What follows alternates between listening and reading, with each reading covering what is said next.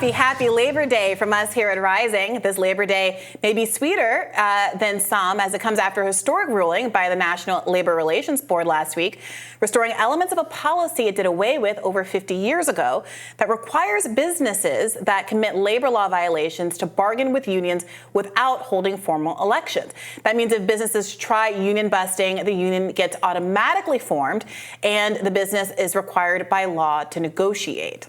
In a case involving building materials company Chem-X Construction Materials, the board's ruling is being heralded as a major victory for the labor movement. The decision, quote, partially revived a doctrine known as Joy Silk, named for a 1949 case in which the board said employers have to bargain with unions unless they have a good faith doubt that majority support exists, according to Reuters. Joining us now to weigh in is Analyst and Rising Fridays co-host Jessica Burbank. Hello, Jessica.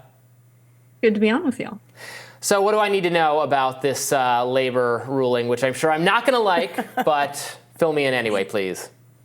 Right. There's, of course, this perspective that, well, if the majority of the workers didn't want the union, why should there be a union in the workplace?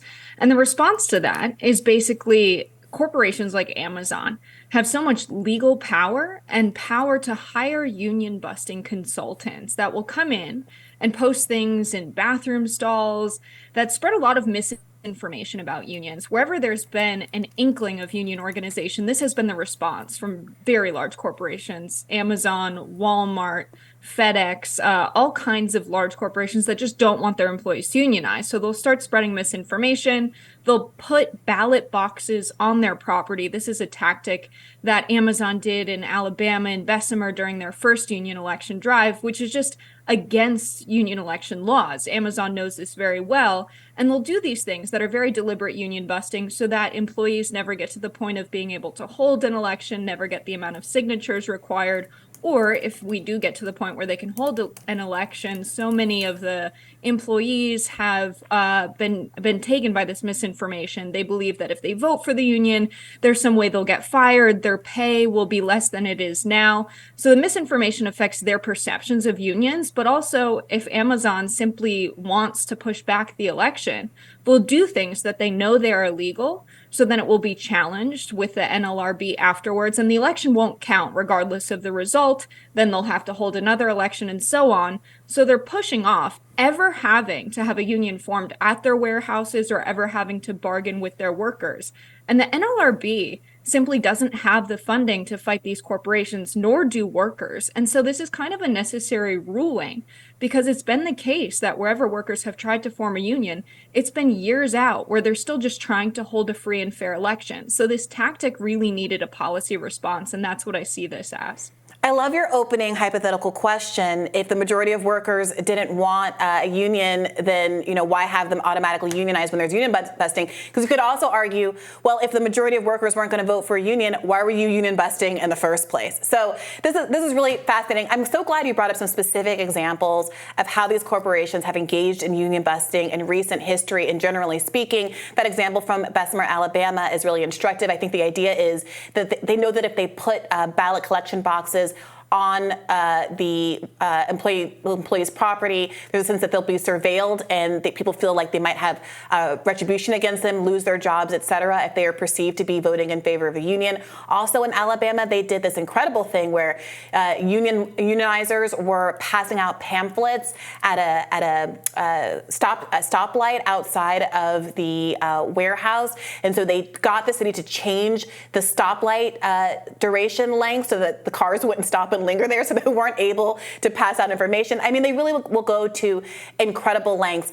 Can you broaden this conversation out a little bit? Because we're having such a labor moment in the United States. Obviously, there was the big win with Amazon. There are Starbucks locations unionizing around the country. We have this United Auto Workers union that is now pushing for a 4-day work week. Can you give us a sense of what you think are some of the biggest gains that are happening and perhaps what you attribute to all of this labor energy? I think one of the biggest gains is just 1 in 3 Americans are supportive of unions. So they see that organized labor is the response to the kind of growth in economic inequality that we're seeing. In 1965, the average CEO pay as compared to worker, the pay ratio was 20 to 1. Now, in 2021, that figure is 398.8 times the average worker at the company. So we're seeing CEOs really reap the fruits of the labor of the workers at their companies. And we've seen also wages be stagnant since the 1970s, despite workers and our economy being more productive than ever before.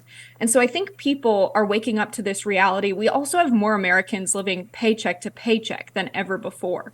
The figure is about 60% of Americans now. We're also seeing someone earning median income in the United States be housing burdened, meaning they're paying more than 30% on rent.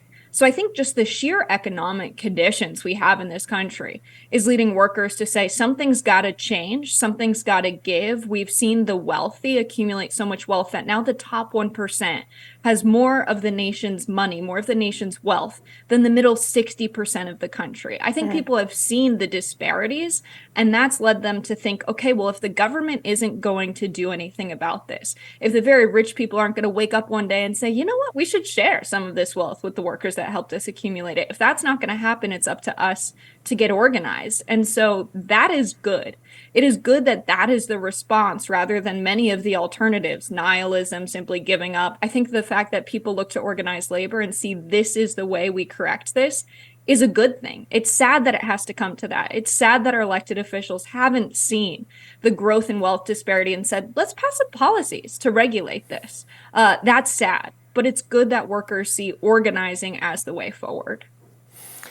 Is this a particularly active moment, do you think, for the labor movement in the political system? I don't know that, I mean, in terms of the media cycle, it seems sometimes that economic issues just get put on the back burner, given everything else going on in the U.S. politics. Like, what's the state of the labor movement and the actual influence they're wielding over, what's going on? That's a really good question. I think we're at a point where there's a big divide between some of the traditional unions and the way they do things and a lot of the worker-led worker organizing. So unions like the Amazon Labor Union, where it was workers coming together to form their own union. We've seen Starbucks do a similar brand of this and then ultimately partner with Workers United, which is a branch off of the SEIU. So a lot of these big internationals really haven't shown up for their workers in the way that I think workers would have liked. And a lot of the big internationals are those who have connections with media and politicians as well and political parties. And so now we're seeing workers really take back their unions from within and say, you've signed some contracts that we haven't been happy with, and voting out some of the union leaders that have acted in a way that was against the workers' interests. And they would have liked to maybe strike for a better contract rather than sign the contracts they have. I think also people were outraged to see how Congress and the Biden administration reacted to the potential of a railroad strike, the way they used their authority to essentially bust that union strike. I think people see now labor issues as kind of independent from the traditional union structure, and that's good. I think there's a lack of media coverage simply because so many of the advertisers don't want unions at their own corporations. And I think that explains a lot of the lack of the coverage in mainstream media of the labor movement and of organized labor.